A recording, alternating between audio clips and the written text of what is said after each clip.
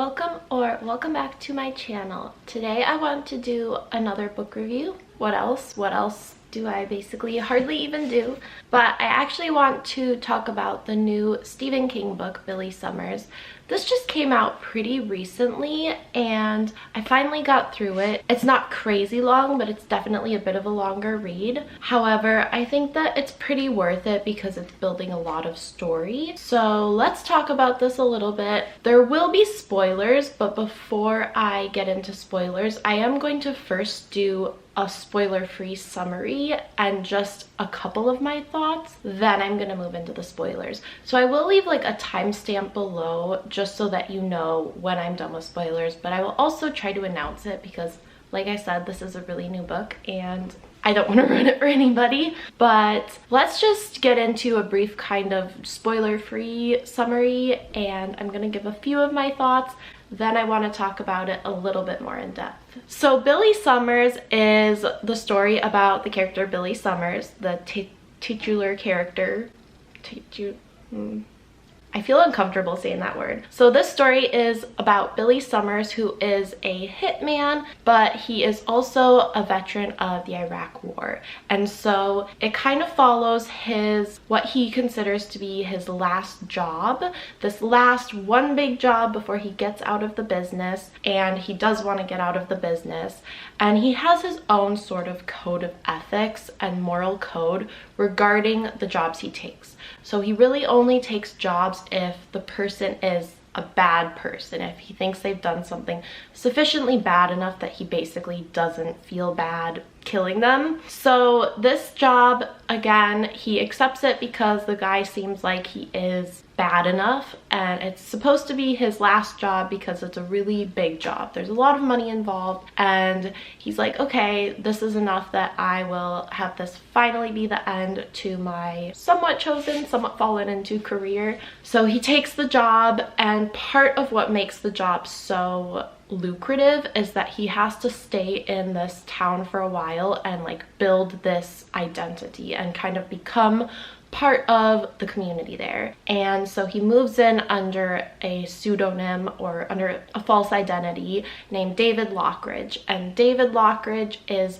working on a book. He's a writer. Basically, his agent in the business is posing as his literary agent. And this is how they get in to the community. And he's got his cover story, and he's supposed to kind of make friends with people there but not get too close so that he's kind of not super suspect. And then the plan is that after the job is done, he's supposed to be whisked away to a safe house in, I believe, Wisconsin. Now, Billy has always gotten away by himself. He's always been the great disappearer after his jobs. So he's a little bit suspect as to why they kind of want to help him, because he generally doesn't need it. And he just starts to have this really weird feeling. So he starts to build his own escape plan. Meanwhile, as he's getting in close with this community, he's honestly starting to get a little bit too close to the people in the community. So he's really becoming more than just friendly and becoming true friends with a lot of people. And like I said, I don't want to give a lot away in this summary, but really these are things that are happening in like the first third of the book. So the first third of the book is a lot of setup regarding this job and regarding Billy and kind of his character, his own moral code, a little bit of his backstory. So as he's posing as a writer in this town, I honestly forget the name of the town, but it doesn't matter at all. So as he's posing as a writer, he decides that he might as well use this time to actually write his life story. And he really starts to become so engrossed in writing his own life story. He finds this joy and catharsis in writing. And to me, this book in a lot of ways feels like a love letter from Stephen King to the act of writing. It is undoubtedly just an expression of his love and appreciation for the art of writing. And if you've read his book on writing, which I highly recommend, then you would know that this is obviously very fitting with who he is as a person and as a writer. Stephen King does not need to be writing any more books. Like, he could retire right now if he wanted to, but he truly loves the act of writing, loves the art of writing. And I do think that it's really beautiful that somebody who loves this so much gets to write a character who discovers writing. So over the course of the story, Billy discovers what writing does for him. It helps him work through so much trauma, so much physical, emotional, mental trauma. It's really a beautiful catharsis for this character. So I really enjoy that component of the story. I also really like the character of Billy. I think it's really interesting how he's such a smart character, but he sort of plays stupid. I like that there's that layer. I think he's always thinking ahead for added layers of protection for himself, which makes sense in this business. I also really appreciate that obviously he has his own moral code. Is it perfect, or is it the same as my moral code? Like, probably not. But that makes this character much less scary and much more likable and approachable. One of my favorite things about the story is the way that they built up to when he's doing the job at the courthouse steps, and this feeling of suspense and tension that Stephen King builds as that is occurring is really flawless. I mean, I was like on the edge of my seat reading that, and I think a lot of other people will be too. What was so interesting about that is it felt a bit like it could have been a climactic moment, but obviously the story keeps going. This is really early in the book, so you're like, wait a second, we're only a third of the way through the book, like we can't be hitting a climax. And obviously we're not, but it's really interesting the way it builds like that. And the whole story kind of has a couple times where it builds like that to a bit of a peak, and then it keeps going, and then it builds to a bit of a peak, and then it keeps going. And it's kind of just an interesting structure like that. I think in some ways that makes it feel like a real proper story, because no one person or one story or one life just has one climax and then like resolution. That's not how life is. It's kind of like there's climax, a little bit of, and then another climax. And so I think that that makes it definitely feel more like he's a person and it's an ongoing story. So I really enjoyed that as well. Huge trigger warning to people who may have difficulties reading about sexual assault, reading about PTSD, war trauma. There are some pretty graphic descriptions. They are by no means excessive. He keeps it to what is relevant to the story, but there were a couple parts that were hard to read. I just want to put that out there, that if you're going through something like that, this could be difficult to read, or you might just want to skip sections. It won't affect the overall book. There's not a lot more I can really say without getting into some spoilers, so I am going to start talking about spoilers, not necessarily for the entire ending, but I'm going to be talking about more a little bit further in the book. So some of the things that happen after his final job. Just like a fair warning for that, Billy knows that something is off about this setup, and so he decides that he's going to, as I said, have his own method of escape. He's got his guy in New York, Bucky, who gives him like a clean, fresh identity that he actually starts renting an apartment and leasing a car under to kind of get the ball rolling with this identity. And he has like an entire disguise, and he's planning to actually hide out in the city after the job, in the town after the job is done. And he has a really bad feeling about the people that he's working with. One of them is the building owner, Ken Hoff. He just has this idea that this guy is such a loose end, he's gonna be taken out after the job, and he has a real idea that he's not gonna be taken to a safe house after the job, if you know what I mean. So like I said, he has his own plan, and he goes through with it. So all of his feelings about this being a little bit off are correct. Ken Hoff turns up dead a few days later, and he is not hearing back from the one guy, Giorgio, who's like, I think supposed to get him his money or whatever. and Nick, who is his kind of like a broker. He's the guy who basically set up the deal. And this is not a one-time thing. He has set up tons of deals with this guy, Nick. So it's actually kind of like crazy after all those years together that he would agree to kill him instead of pay him. He did get some of the money up front. So he's got like some money to live on. He's got his clean identity. He's in hiding for a while. And basically he's waiting to see if Nick comes through. Nick doesn't come through. So he decides that what he's ultimately going to do, he hits up Bucky. He's like, Bucky, you're probably not safe. Go to your hiding place, which is like in Colorado in the mountains. Bucky does that. Billy is like, I'm gonna go to Nick and I'm gonna make this right and find out like what's going on with this. I'm gonna get my money. I'm gonna figure out why he sold me out, and I'm gonna do that once I'm kind of feeling like it's time, feeling like it's okay, feeling like it's safe. So that's his plan, and a wrench gets thrown in his plan when this girl, Alice, he sees one night get dumped in the rain by the gutter outside of his kind of hideout apartment. He goes, he drags her inside. She's really not well. It seems like she might not necessarily be drunk, but he thinks that she's been drugged, and he realizes that she's been assaulted, and it is described in pretty like gruesome detail, certain parts of it, so just a fair warning for that.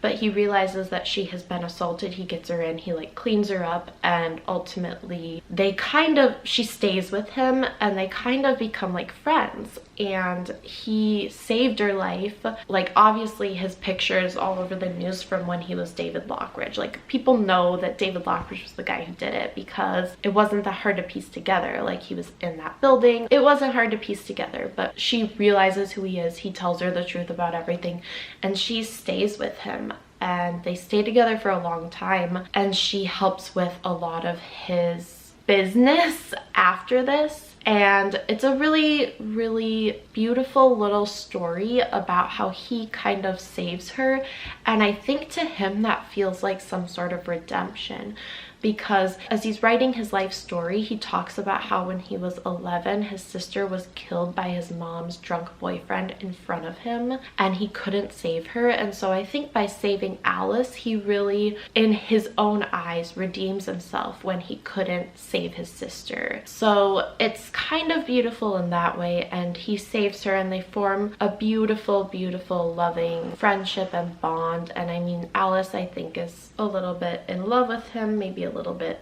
imprinted on him. But anyway, they go together to Bucky's hideout and take care of the rest of the business. They get to Nick's, and again, like I said, there are a few times where it's like this really intense climactic moment. I mean, obviously there is kind of what you could call the proper climax later, but there are these real kind of up and down, which I super appreciate. I think that that keeps the book interesting. He goes to Nick's, he carries out what he's come to carry out, and he talks to Nick about why he basically screwed him over. Nick is like, I'll get you your money. He's like, yeah, but I also want to know like who this deal was for, like what are the details of it. And he finds out the details of it, and basically he realizes that the guy at the bottom end of all of this is this guy who owns like a media conglomerate, like a media empire. I think he's supposed to be like some sort of amalgam of like Rupert Murdoch and like Jeffrey Epstein, I think, because this guy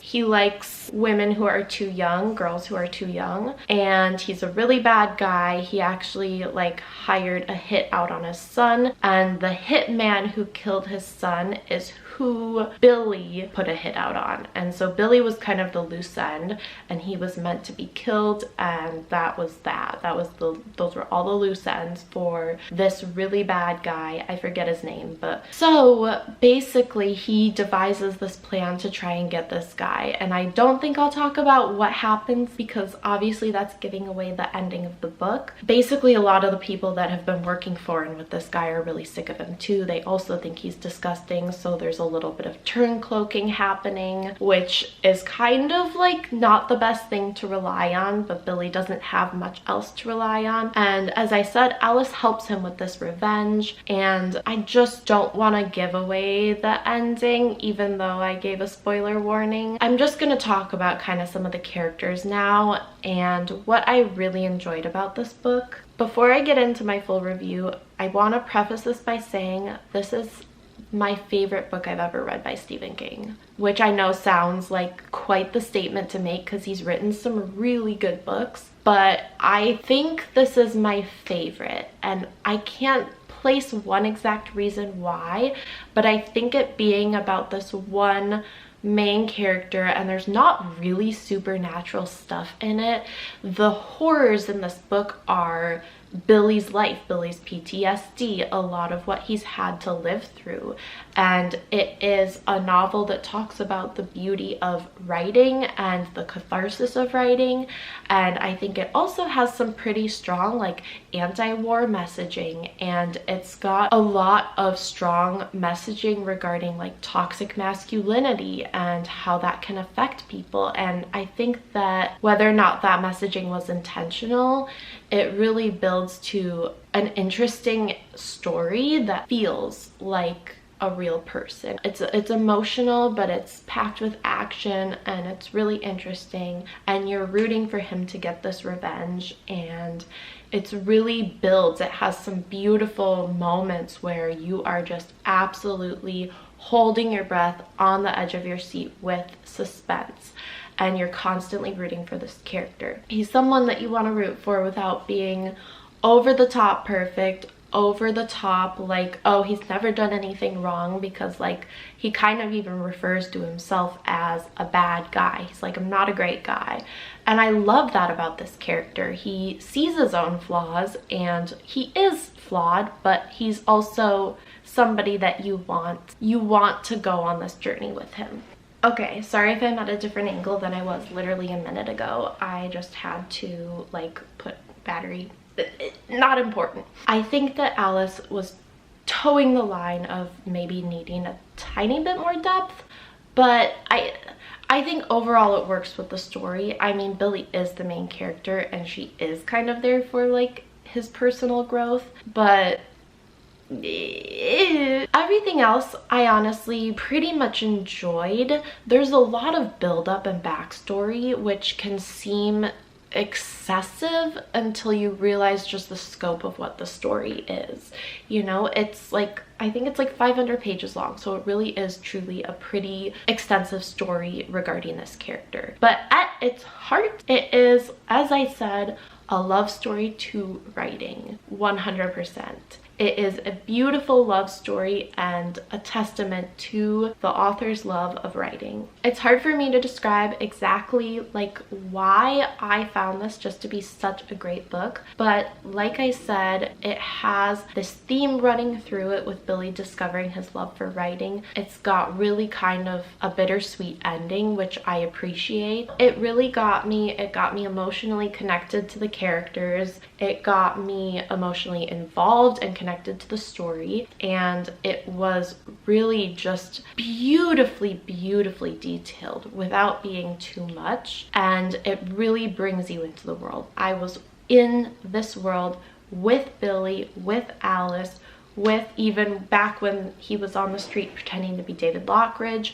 I loved the fact that he made all of those connections with the family in the neighborhood, and that kind of made it that much more difficult for him to carry out this job that he already had kind of a gut feeling about. The whole thing was just beautifully sad and poetic and bittersweet, just equal parts revenge, mystery, getting to the bottom of who sold him out, and getting his payback and revenge. I think that's gonna be it for this video. Please let me know below if you have read Billy Summers or if you want to read Billy Summers. I would just be curious to chat about this. As I said, I was floored, blown away by this book. I think it was so good, and I would definitely recommend it. I would definitely recommend it to people who don't normally read Stephen King as well, because I think that if supernatural is not your thing, but you still like a well-written book, there you go.